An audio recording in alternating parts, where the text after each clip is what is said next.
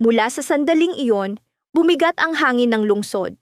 Parang paparating na unos na hindi na mapipigilan. Kumalat ang mga utos. Wala nang ligtas. Nagsimula ang malupit na paghahanap kay Tanggol at sa kanyang mga kasama, sapagkat sa mata ng makapangyarihan sila na ngayon ang mga kaaway. Sa mga bulong ng tao, iisang tanong ang paulit-ulit na bumabalik. Mahuhuli ba silang buhay o papatayin ng walang awa?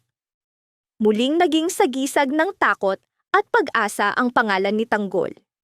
Sapagkat kahit sa ilalim ng banta ng kamatayan, nananatili ang posibilidad ng katotohanang matagal nang nakatago.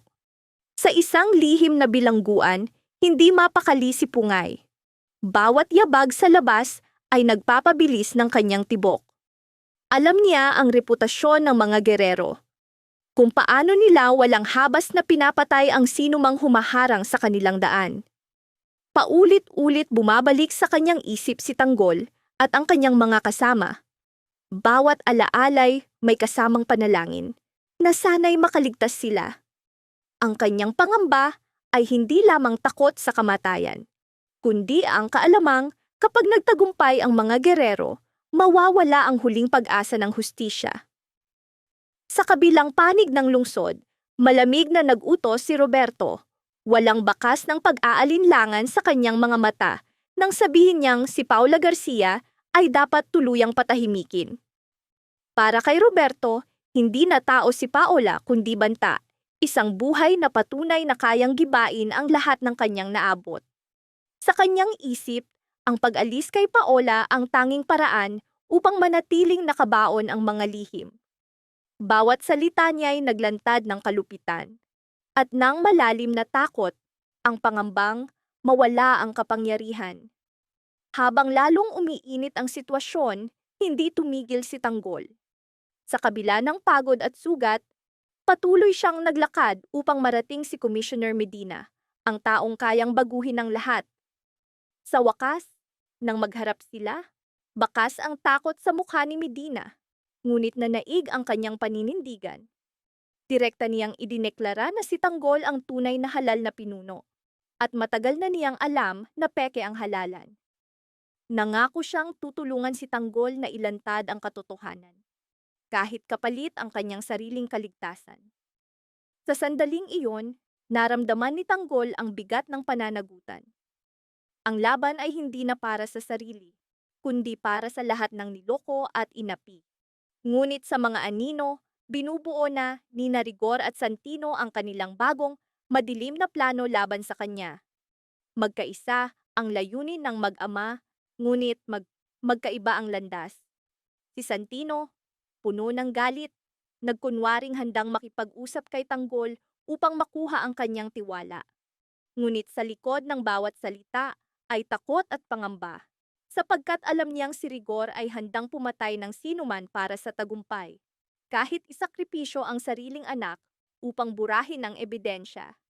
Si Rigor ay malamig, walang emosyon, at matatag sa kanyang plano, patayin si Tanggol, at kung kinakailangan si Santino rin. Sa gitna ng lahat, bumalik ang isang alaala, ang araw na ipinatawag siya ni Vice Mayor Roberto Garcia. Bawat sandali ng kanilang pag-uusap sa opisina ay puno ng tensyon.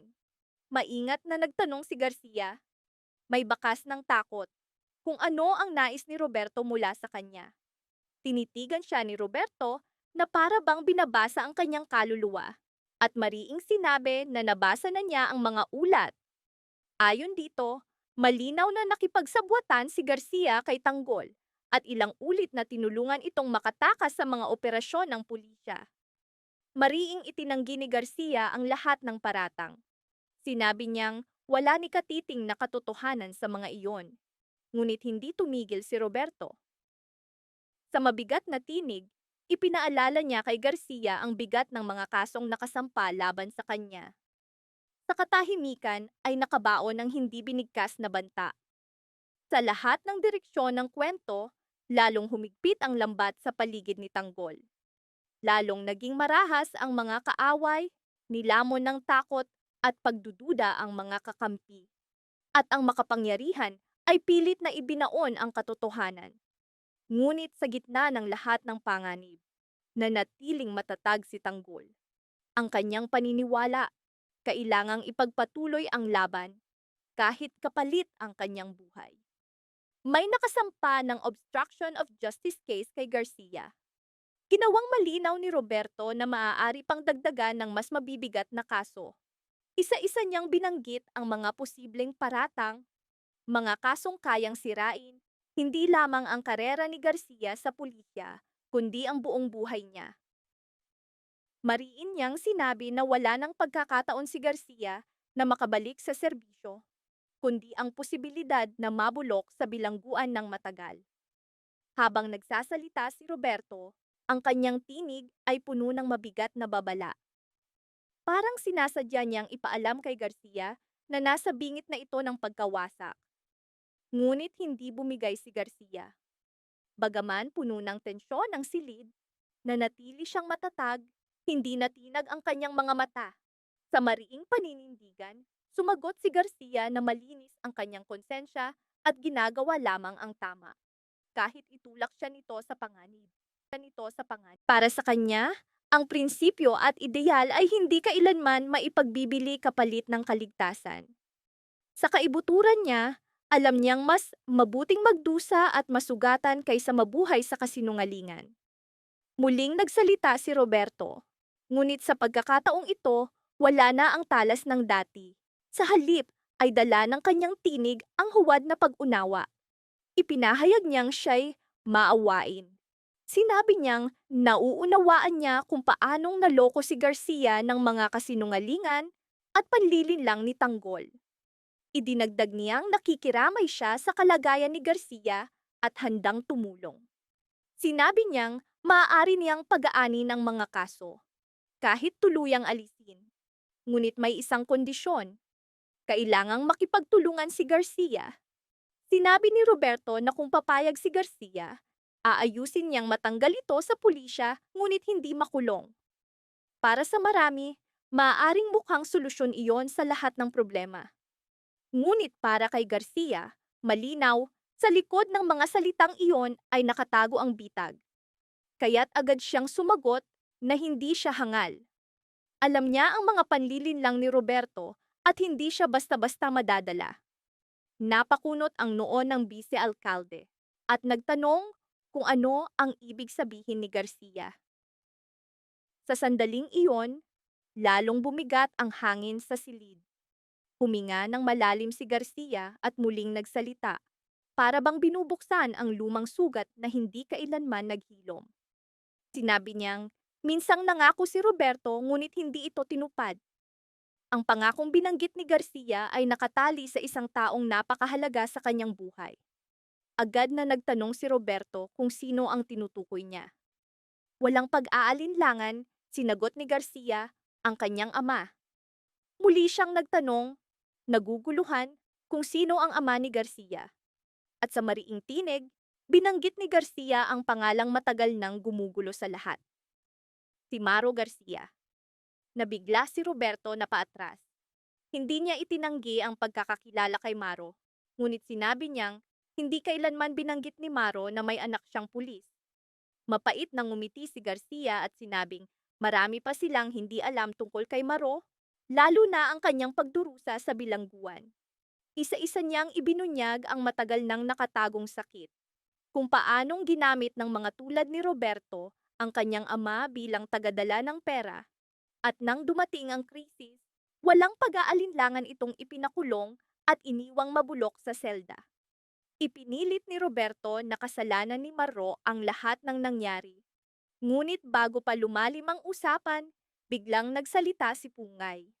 Puno ng galit at poot ang kanyang tinig. Idineklara niyang sapat na ang kasinungalingan at pagpapanggap.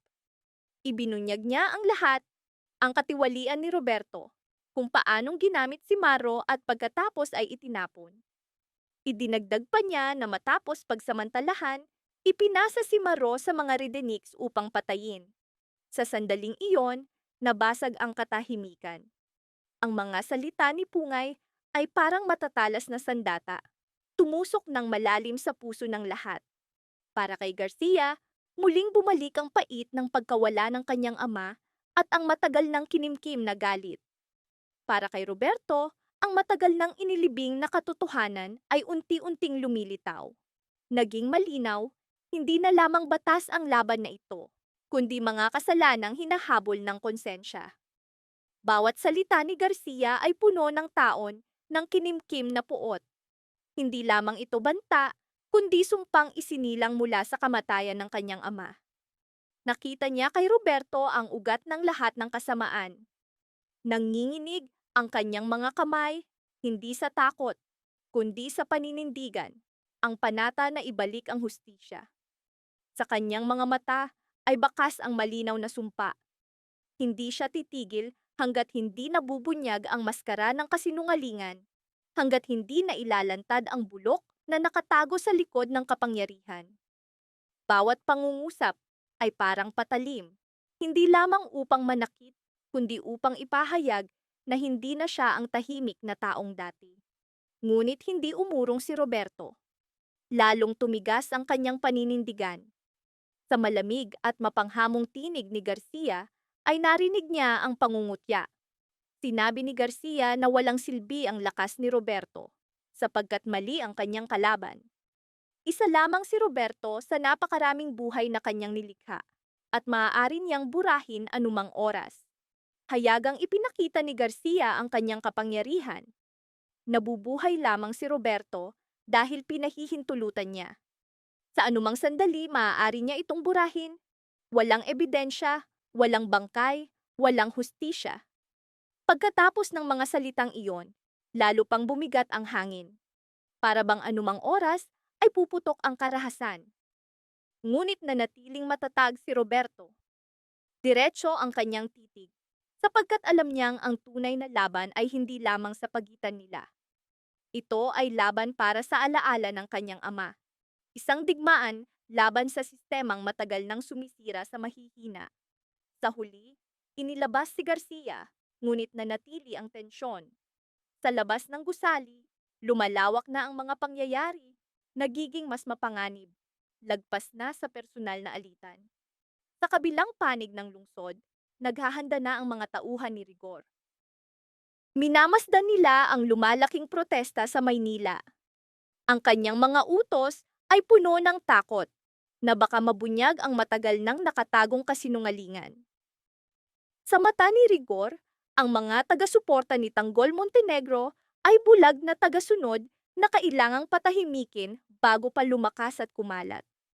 Bawat direktiba ay naglantad ng kanyang pagkadesperado. Sinabi niyang hindi dapat magtipon ang mga rally sa labas ng autorisadong lugar. At kung kinakailangan, maaaring gumamit ng dahas para sa kapayapaan ng Maynila. Para sa kanya, ang kapayapaan ay kontrol. At upang mapanatili ang kontrol, katanggap-tanggap ang dugo at luha. Samantala, lalo pang lumaki ang mga tao sa lansangan. Maraming mukha, maraming kwento ng pagdurusa, ngunit iisang sigaw, hustisya. Pinangunahan sila ni Congressman Leon. Kumulog ang kanyang tinig, idineklara na hindi na sila iilan, na maging ang ilang dating kaalyado ng mga gerero ay tumindig at sumama sa laban. Ang kanyang mga salita ay nagdala ng galit at pag-asa. Ang paniniwala na gaano man kalakas ang mga gerero, ang nagkakaisang tinig ng bayan ay uugong sa bawat sulok ng Maynila, sa bawat tahanang inapi, sa bawat pamilyang pinatahimik, sa bawat buhay na winasak ng malupit na kamay ng kapangyarihan. Lalong lumakas ang mga sigaw pag-alis ng mga gerero sa kapangyarihan. Dumating ang pulis upang pigilan ang rally. Humarap sina Congressman Leon at Leo, pilit na pinapanatili ang kaayusan, ngunit malinaw ang tensyon. Mariing idineklara ni Abad na dapat maghiwa-hiwalay ang mga nagpoprotesta sapagkat wala sila sa autorisadong lugar at walang makakamit ang kanilang pagkilos. Ngunit hindi bumigay ang bayan. Mula sa malayo, minamasdan ni Roberto ang galaw ng lungsod. Para sa kanya, malinaw, hindi siya nag-iisa. Ang laban para sa hustisya ng kanyang ama ay laban na ngayon ng buong bansa. Sa bawat araw, sa bawat tinig, naramdaman niyang tumataas ang katotohanan, handang gibain ang pader ng kasinungalingan. Ngunit sa harap ng linya ng pulis, lalo pang tumindi ang tensyon. Umatras kayo, malamig at pagod na wika ni Congressman Leon, pilit na pinapakalma ang sitwasyon. Ano ba ang problema rito? Mariing sagot ni Abad, arugante at nagbabanta. Sa kanyang isip, ang utos ay dapat sundin, at sino mang tumutol ay dapat alisin, anumang halaga. Inutusan ni Captain Di Magiba ang lahat ng nagpoprotesta na umalis. Lalong sumigaw si Abad, sinigurong maririnig ng lahat na nasa kanilang kamay ang kapangyarihan. Ngunit bawat salita ay lalo lamang nagpasiklab ng galit ng bayan. Hindi ninyo kami maaalis sapagkat may permit kami, mariing sagot ni Eveli.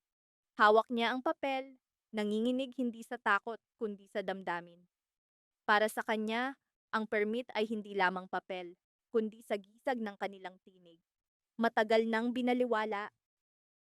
Akala mo ba ang isang papel ay makakapigil sa amin? Mapangutyang sagot ni Abad. Bigla niyang sinunggaban ng permit mula sa kamay ni Evely at pinunit ito sa harap ng lahat. Ang tunog ng napunit na papel ay nagwasak sa pananampalataya at pag-asa ng tao. Napasinghap si Evely, nag-aalabang dibdib, hindi para sa papel, kundi para sa kahihiyang publiko. Ngumisi si Abad. Napakabata mo pa, ngunit napakayabang. Mariing nagsalita si Congressman Leo. Hindi ninyo kami maaalis. May karapatan kaming narito. Ang kanyang tinig ay puno ng taon ng kinimkim na galit at bigat ng karanasan. Matindi niyang tinitigan si Abad, para bang hinahamon ang buong sistema. Sa likod ng kanyang tapang ay takot, na muli silang yurakan. Walang pakialam na sumagot si Abad, ngunit sa kanyang mga mata ay bakas ang pangamba. Alam niyang kapag nagsimula ang karahasan, wala nang pag-urong. Ngunit nanatili siyang tapat sa linya ng utos, isinakripisyo ang kanyang konsensya. Nagkapit-bisig ang mga nagpoprotesta, balikat sa balikat, nakatayo sa harap ng linya ng pulis. Sa sandaling iyon, ang takot ay naging kolektibong tapang. Ngunit di naglaon, sumiklab ang sagupaan. Sigawan, hampas ng batuta, tulakan, marami ang nasugatan sa karahasan ng pulis. Bawat sigaw ng sakit ay patunay na walang malasakit ang sistema sa pagdurusa ng tao. Nagnitngit si Miguelito. Para sa kanya, banta sa kanyang mga plano ang kaguluhan. Nanginginig ang kanyang panga sa galit at sa loob niya'y naglalagablab ang takot na mawalan ng kontrol. Samantala, sinamantala ni Natanggol at ng kanyang mga kasama ang pagkakataon ng tao upang makapasok. Bumilis ang tibok ng puso ni Tanggol. Alam niyang mapanganib ang kanilang mga hakbang. Nakihalo siya sa tao, maingat sa bawat galaw. Tahimik silang pumasok sa gilid ng gusali, ngunit mabigat ang atmosfera. Inutusan ng komisyoner na dapat pigilan si Miguelito. Ramdam niyang kapag nakapasok ito, lalo pang lalala ang sitwasyon. Basang-basa ng pawis si Miguelito, tumatakbo. Hinahabol ng tao at ng kanyang konsensya.